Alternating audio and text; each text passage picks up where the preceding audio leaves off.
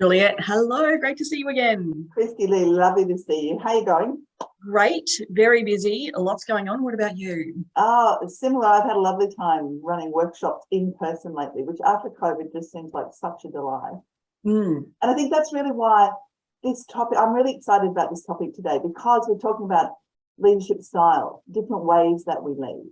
yeah, And I've been having some great conversations with people who are very practical people and as a result have sort of taken on leadership roles, which is so often the way. mm, And so we've talked a lot about self-awareness and how we lead through all of this. So I think it's a really good thing to be talking about today. I think we can unpack some of this stuff.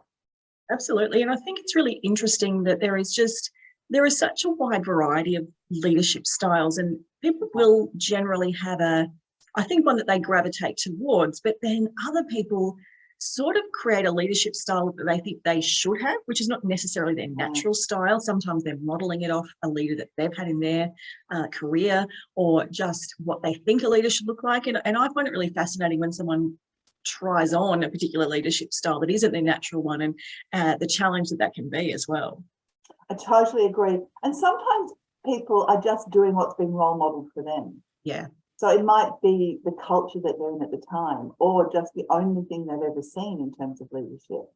So as I say, even though they sort of know it's not right and they know it doesn't really work because they haven't enjoyed it, Yeah. it's still the only thing they have to kind of reference when they take on leadership. It's so true. And I think it's just human nature. I was listening to a podcast on a walk this morning, which was an ABC Conversations podcast, actually. And it was a story of a gentleman. And he basically said, I grew up to be the only person that I'd been role modeled to be, my father, which was not a good thing, and he knew it. And so I think there is an element of human nature that we just follow the leads that we have, particularly, I think, from a career perspective, in those leaders we have early in our career when we're really forming our thoughts and processes. I think back to my early leaders, and they're still the most influential leaders I had. Yes, and I think that's the thing. I think the more we can do some of that reflection, but also build our self-awareness, the more we can choose whether we want to do what we've seen modeled or whether we want to do something different. Yeah, we have a choice, don't we? Yes, we do have a choice, but often we don't realize we have a choice, I think. And I think, in these workshops, and I do a lot of work with the team management profile. I know you and I have talked about it a bit. And building that self-awareness for people around how they like to work and communicate is such an important first step. And I say to all of them, it doesn't matter what tool you use, find a tool that gives you some insight into how you work and communicate, because that will help you decide, is that how I want to be? Yeah. And it'll help you find your natural style as a leader, I think. And I think importantly as a leader as well, sometimes we need to adapt our style to our team in order to get the most out of them, and to individuals within our team, but without having that insight by using some of these tools to really understand our team's preferences and how they communicate and how they want to be communicated with. We can't adapt our leadership style to suit completely. So I think it kind of can go both ways. I think that's right. I've also seen with the introduction of the hybrid teams that has evolved for many through COVID. People who were sort of more relaxed as leaders and were just letting everybody kind of do their thing, have had to get a bit more involved and have had to create a bit more structure around their leadership sometimes. Yeah, that's fascinating you say that, because I was just on a call yesterday with a team who are having some struggles with their leadership. And that's the exact experience that they had. They tried to be so accommodating and flexible and approachable through COVID, and they were, and their team loved it. But as they're now trying to get people back into an office and trying to get things back on track, they're struggling, and the team are struggling with a lack of leadership, and they're wanting structure. And that's really interesting you say that, because that's the exact observation I had having this conversation with that leadership team yesterday. It is, look, it is interesting, isn't it? And I think this is as you say, we need to be conscious of changing the way we lead to suit the situation. Yeah. And yeah, I've seen that a few times. The other thing I have seen, and I guess I saw it more early on in the lockdowns in Melbourne with teams, was that some people who were quite, didn't have a lot of trust, really worried about being able to see their people, didn't trust that they were doing anything unless they could see them, have had to actually loosen their style and use other ways to understand and to trust that their people are working. And that's a huge transition as well. Moving from quite an autocratic kind of, you have to be at your desk for me to trust that stuff's getting done. Moving to that, okay, let's talk about what our end result is, and you do whatever it is that needs to happen for that to happen. And, you know, I don't need to see you all the time, which is a big change for people. It was a big leap for a lot of people. Totally, yes. But I think it was a change that would have happened. It just might have taken 20 years. And we just had to get it done in 2 weeks. I think that's absolutely right, isn't it? Yeah, absolutely. So let's unpack some of the leadership styles that we commonly see, and maybe listeners can start to self-identify whether this is their natural leadership style or something that they might want to lean a little bit more into. You mentioned one just then, autocratic. What does an autocratic leader look like? Well, they tend to make the rules, and it tends to be their way or the highway, in my experience. So these are people who usually they've set up the business, right, in my experience. So they've done everything. And so they know they can do everything, and they can probably do it faster and smarter than everyone else anyway. So they really struggle to kind of let stuff go in the early days. And the only way they find comfort in letting stuff go is by kind of controlling as much as they possibly can. So this is our business owners quite often. Yes, yeah. But it's also, you know, when we talk about multi-generational workforces, this was a model that was very common through, you know, the post-war period. So 40s, 50s, 60s, this was the model, really. Leaders tended to be quite autocratic. And it was a very command and control sort of structure. And that's what people understood. That's what people had grown up with. So there was a lot more sort of discipline, in inverted commas, around the way things worked, and you know, very clear hierarchies and very clear processes and things. So I think that's a model that has over time become less and less palatable for most people. Yeah, I'd agree. And I think it's very generational as well. So, you know, those of us, you know, that grew up in the workforce in that time, that was the expectation. And it was very much the expectation outside of work as well. You know, you respect your elders, all of those things were kind of part of the upbringing. So I think a lot of this does tie into generations and how they approach leadership as well. So definitely there's much less interest certainly from employees in that style of leadership these days. I think so. And look, even in its traditional heartland, in things like the Defence Forces, you know, they are finding ways to integrate other aspects of leadership into that sort of command and control model. Absolutely. I mean, Simon Sinek writes a lot about that kind of environment, and it's so very different now to what it was. Yeah, absolutely. Yeah. So that's your autocratic. What other styles do we have? So there's a style they talk about as transformational. So these are big picture leaders, you know, and if we think about it in terms of something like the team management profile, these are people who are highly creative, blue sky thinkers, big picture. They don't necessarily want to do stuff. They want to come up with the ideas. So they're doing all of the, well, what if we, or how about we, or let's try, you know, and so that they are the big picture, and they are inspiring their teams to, you know, do things differently, to really try stuff that's out of the box, and they're enabling that. Yeah.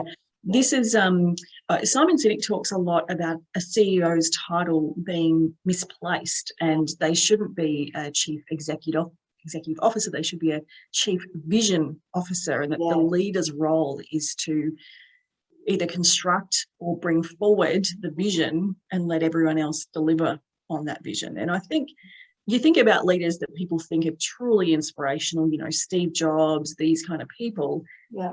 That's really their style, isn't it? Totally. Yeah. They are bringing the big picture. Yeah. And they're bringing that, they are inspiring people through that, you know, because people feel like it's possible. And they do feel like, you know, we talk about people needing to be connected with something bigger than themselves. For a transformational leader, you're not just connecting your people with something big, you're taking them on this journey, really, aren't you? You know, you're really laying out that we are going to be amazing. Yeah. And that's what people buy into, and that's what inspires them. So that they really connect with the why they're there with a transformational leader. Yeah. And I would argue that in this environment that we're in now, particularly with the younger generations coming through our workforces, every leader needs to be able to tap into their transformational leader style. Yeah. Even if it's not your natural style, I think you've got to have some ability to tap into it and to show up in that way, because we know more and more the younger generations coming through work want to be tied to something bigger. They want to not feel like a number, like they're, you know, on purpose and part of something that is greater than them. And that's where transformational leadership is really important. I agree, totally agree. And I think particularly at the moment where our workforce is so mobile, you know, where people really can shift around if they want to, move jobs, change careers. Being a transformational leader, being able to step into that, yes, is critical for connecting people with why they're there and why they should stay. Yeah, absolutely. And I talk about, you know, when we talk about self-awareness and working with something like a team management profile, and I talk about this idea that, yes, we can do any of this stuff. It's a bit like signing our signature with the opposite hand, the hand we don't use all the time. It's not very comfortable. We won't want to stay there for too long. Yeah. But we can absolutely do it. And I think you're right. I think for things like transformational leadership, we do need to step into that and think about it. Maybe, you know, I'm just going to go and sign my signature with the other hand for a while, because I need to kind of inspire everybody and lay out that bigger picture. Absolutely. And I think I see when this is missing in businesses, it can really impact culture. It can impact engagement. It certainly impacts retention and turnover rates. So whilst it might be a short period of discomfort, the payoff is quite huge. Yeah. I think the discomfort often is because if you're a leader who's very strong on detail and very strong on doing, you know, driving for outcomes the whole time, this can seem a bit fluffy. You know, why don't people just get on board? Yes. And I think that's where the challenge can come. And I think too, for the, I say older generations, and I include myself in this, we didn't get that. We didn't need that to be motivated at work. So we kind of have this sense of, oh, you know, we have to pander to the different generations. Yes. So we've got to get that out of our heads as well. I think so. Yeah, I think we really do. I think we need to start thinking differently about that vision, about the, you know, how we connect people with what we're doing. Yeah, and I think that is the key, that transformational leadership really sets out that bigger picture, that vision. Now, I think almost the opposite of that is that sort of very transactional leadership. Right. You know, leaders who, as I say, these are the people who are very focused on doing. And it's just, what are we doing? And how well are we doing it? And are you doing it? You know, so they tend to struggle to connect with things like defining behaviours. Yeah. And they really just, well, are you hitting the mark or not? Yeah. And I know teams I've worked with where I've seen this in play, people really struggle, because while some people might also have similar sort of preferences in the way they work, so they're really focused on doing as well, there's almost inevitably people who are not as focused on that, or who have other ways of working and who feel really disconnected from the team, because there's no focus on the culture, on how we're working together, on how we make this work.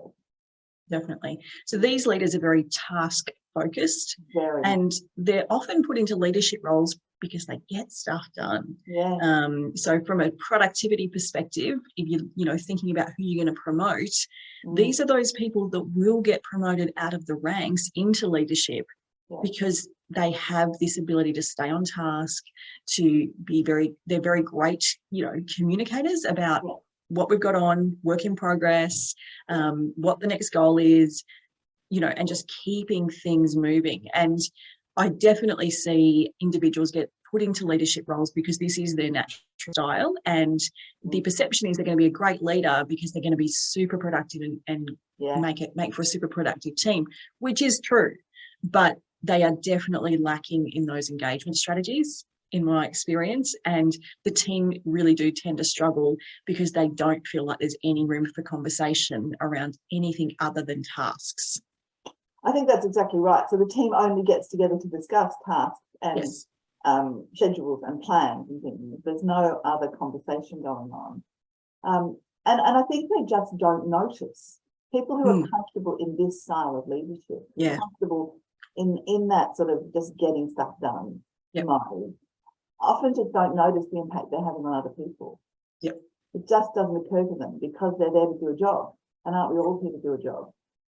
And I know when I talk with people about the team management profile, and there's one construct they measure is decision making. On one end of the spectrum is analytical, and the other is beliefs based. And on the analytical side, it's very much about facts and objectivity and weighing up what do we need to put in order to get what we want. And the other side is values based, and you're bringing your personal values to it. And I know when I'm working with teams and there are highly analytical people in the room, they just look at you blankly. So what do you mean there's another way to make a decision? How could you, why would you bring values to it? It's about the facts. How could you do it any other way? And I think this is where transactional leaders often come from this sort of perspective of it's just facts. We're just going to do the job. Get on board and get out of the way. And I think in a team setting, it doesn't take long for people to go, I've got no idea what's going on here. Or I don't feel connected at all. I'm going to go find connection somewhere else. That's what's missing. It's that connection. It's that sense of belonging. That doesn't happen when you've got a transactional leader. Absolutely. Are there any, so we've spoken about autocratic, transformational, transactional. What's maybe one more leadership style that you see? Well, I think the democratic style, which, and we talked earlier, because there is a style called laissez-faire, which is, I think, those leaders who tend to just let things happen. We'll just bubble along basically, and I'm sort of here, but I'm, I don't need to be across everybody. And I think this is where we've seen the rise of a democratic leadership style through this hybrid team, because that's no longer really working. When your team is dispersed, when there's uncertainty about how things work, you need to be really quite engaged with them, and you need to be guiding them. And the democratic style, I think, comes into play here because it involves a whole lot more conversation, a whole lot more what's going to make this team work. How do we want to be doing this? So is a democratic style more consultative in their approach? Definitely. But it has to be led. Leaders still have to lead that conversation and know where they want to take it. But it's definitely about engaging more with our people. So in contrast to somebody who's very transactional, a democratic leader is having those conversations about how do we do what we do, and how do we want to do it better? What getting input and I definitely feel like we're seeing more and more of that, and I feel like sometimes the democratic leader is a little too, it can be a little bit of a reluctant leader. They're in a leadership role, but they don't want to make all the decisions necessarily. So they get the team involved in the decision making so that it's not all on their shoulders sometimes. Yeah, I think that's absolutely true. I think this is really difficult though for lots of leaders because it requires some self-awareness and some listening skills and some ability to guide people, and for democratic leadership to really work, you have to have trust in the team so that people will speak up when things aren't going well, or they'll tell you what needs to change. And I think unless we build trust in the team, and I know we've talked about this in the past, people aren't going to do that. If they fear that they're going to be sidelined or in some way marginalised in the team speaking out, then they're not going to challenge them. So I think it can be really challenging for leaders to do this well.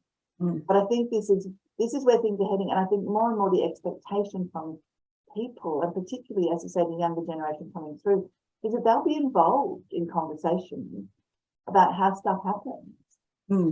Yeah, and they want to be. They want to be involved. So I think it's important. So I think interesting. I think that is the one I'm really seeing, and you're obviously seeing it too. It's emerging out of this uncertainty. People want some guidance, but they still want connection. So they're not looking for that sort of autocratic, don't involve anybody, just tell them what to do style. They're looking to have a say in the conversation. Yeah. And I'm seeing leaders that have been autocratic, been transformational, really try and be more democratic. And sometimes it's working for them, sometimes it's not. I think there is a tipping point where they go a little too far and they're getting the team involved in too many decisions and the team almost see the direction, and that's when we have to pull it back, because that, like you pointed out, you've still got to be the leader. So there is a little slippery slope there, but the intention, I think, is to get the team involved. And yesterday I was talking to a company about values setting, and I said to the business owner, these are your values. We're going to get team involved in how these values play out in their roles. And she said, oh, no, I want to get the team involved in setting the values. No. Because they'll be gone in 2 years' time. You will not. So, and I thought that was really interesting. And she actually said to me, I don't quite have never really called myself the business owner. And she said, this is a very successful business. And I think I just said it like it was normal, but I think to her that was actually a little confrontational. And she just sees this business as a thing that she happens to kind of steer. But I found it really interesting. But that's when it can go too far. You don't want the team in control of the direction. No. And really you want the team involved in building the culture, but you need to drive it as a leader. Because otherwise that's a tiger you'll have by the tail as well. And it will be driving you. So no, I totally agree. As a leader, there are things we absolutely need to drive. And I think our people are generally looking for that. But they want to be involved in those conversations. So once your values are decided, talking with the team about what does it mean for how we behave, when we're delivering on these values, that's a great conversation to have. Building a team charter with your team about how we want to work together and what's not okay. I think these are all good things to do with your team.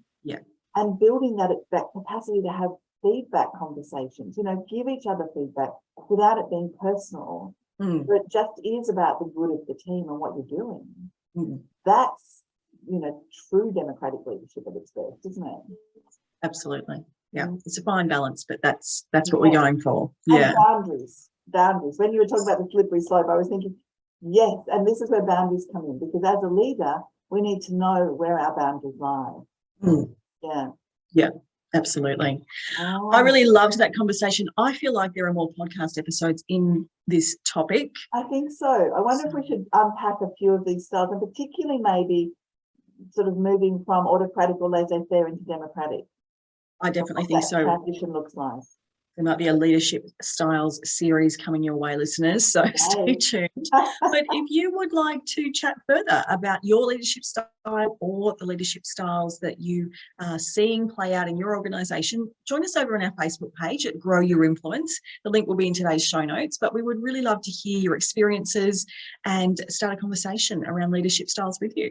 Yes, we'd love to hear whether you've struggled with any of these or whether you see yourself in any of them and what that means for how you lead.